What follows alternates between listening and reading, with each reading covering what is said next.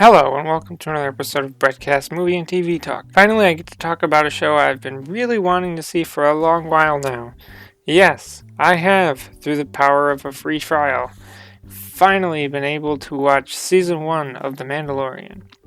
I have, as of this video, watched up to Episode 6 of Season 2, but I will talk about Season 2 in another video.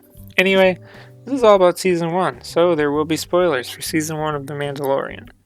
Let me start out by saying that this show is really good. Yes, that's usually something I wait till the end to say, but if you want a spoiler-free miniature discussion of The Mandalorian, there it is. The question that must be asked is, why does this show work in a time when the movies were not working that well? The Mandalorian takes place like 8 to 10 years after Return of the Jedi and like 25 years before The Force Awakens. Season 1 starts with the introduction of our main character, Mando, the Mandalorian. Yeah, for the most of Season 1, you don't know his name. It's not until Season 8 that the villain guy says his name, but I have a hard time pronouncing it, so I just call him Mando. It's a lot easier. There are still questions about Mando that are left not answered. There are 2 times in Season 1, these moments where we get montage of armor forging and the backstory of Mando, if you can call it that. It's just like people and running and hiding with explosions and ships and a super battle droid. Maybe this is something that happens during the Siege of Mandalore that happened in Season 7 of the Clone Wars show, but I'm not certain of that because I've not seen that. It has a super battle droid, so I'm guessing it would have to be in the time period of the prequel movies. That leads to the fact that Mando has a very extreme hatred towards droids. Like, aside from that super battle droid in said flashback montages, there's never any explanation as to why he hates droid. Like, is it because droids were used to kill most of the people on his planet, so he just hates them? That kind of hate he has for them just feels more like a personal kind of experience with droids that ended badly and led to the hatred he has towards them. Besides that, he is a great character. Episode 1 does a great job of showing how intimidating he is, despite being a dude that always wears a helmet and barely talks. The real downside to the show is that the structure of the episodes is that they tend to be the same thing. Mando needs something from someone, and to get it, that someone will need Mando to do a quest for them, where he has to get something for said someone, and sometimes leads to Mando getting betrayed. The thing with the first season is that some of the episodes feel disjointed.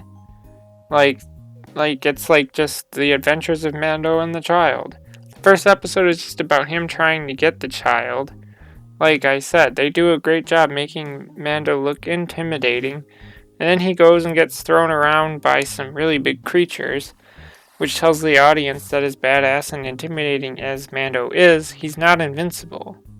Also, there's only one episode that the carbonite freezing is used in, and it's never used. Anyway, there are like 3 episodes that, like I was saying, feel disjointed. However, one of the episodes in which Mando and Cara Dune train some farmers to fight because there's a bunch of bad guys that are also in possession of an ATST walker thing. I gotta say that the purpose of this episode was to introduce Cara Dune, and also that the way that they introduce the ATST is really awesome.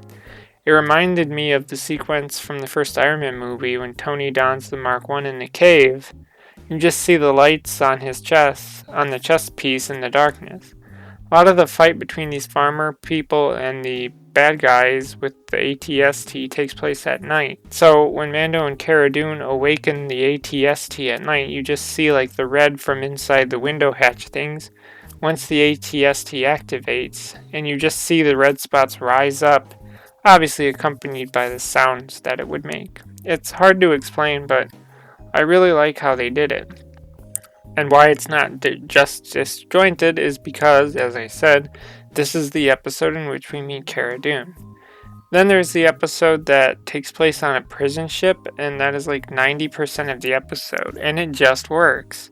Like, this crew needs to get a prisoner from the ship, and so Mando goes with them, And then the crew try to betray him, and he ends up tossing them in prison and taking who they needed back to the person that hired him and this crew to collect the bounty. Like I said, it just works.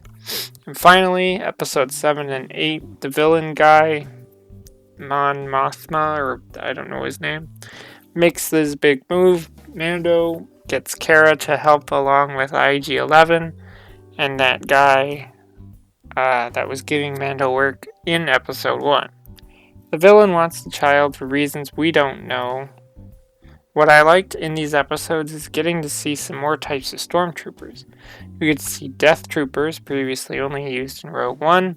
We get to see Flame Troopers and Remnant Troopers, which are just regular stormtroopers, but they don't work for the Empire anymore. There really are not that much in terms of different ships and vehicles. Mando has his Razor Crest, which I personally like the ship. And we get to see some X-Wings here and there. I like what they did to the TIE fighters, where the wings can fold up.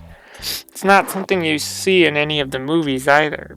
It's a neat touch to make the TIE fighters in The Mandalorian a little bit different from all the movies. The end of episode 8 is a little cheesy, with the villain guy cutting his way out of a TIE fighter and just stands there holding his darksaber, because that'll be important for season 2. And I guess, since it's Star Wars, we have to talk about how the show, handles its callbacks. And one of them I mentioned earlier is that episode 1, we see Mando do some carbonite freezing, but it's never used again. It's really the only thing I can think of, because it doesn't, what I like about it is it doesn't go overboard into hey, do you remember this? Do you remember that? It's it all feels like it belongs. We're post-Empire. Yeah, there's still X-Wings. Yeah, there's still TIE fighters. Yeah, there's stormtroopers and all of their variety and all that. It's just part of the Empire. So I think it works fine. They really didn't, go overboard with the member berries, as they would say. Not so much like Rogue One. And, even when it comes to planets, yeah, we go to Tatooine a few times, and I thought it was fine. Maybe that's the only downside, is it's just you have a whole universe, yet you keep going back to these same planets, because, remember Tatooine? They even brought up with Cara Dune that she used to live on Alderaan. The planet got blown up by the Death Star. But even that wasn't egregious, so it just kind of worked. And that's all I have to say. So if you want to add the conversation, leave a comment below. As always, thanks for listening, and goodbye.